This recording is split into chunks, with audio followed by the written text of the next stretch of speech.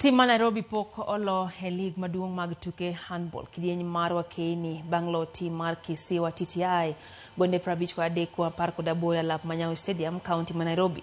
Loch makamano nyiso ni jopi ma Nairobi Water oseloyo tuke gi 6 duto season ni.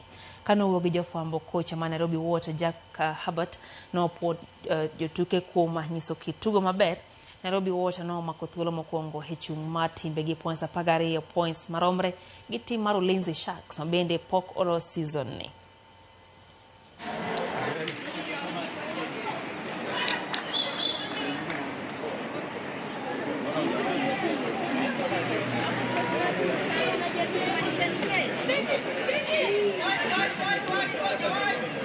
Basically, they played well.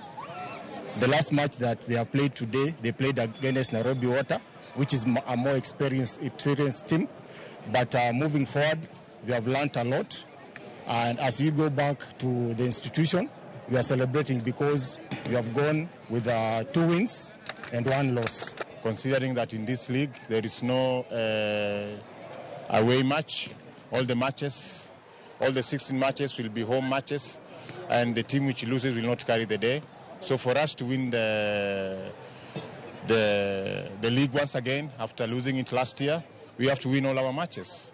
So I can say the girls played very well in attack, and our game plan was very good in defense. We decided that we have to concede less goals, and that's what happened.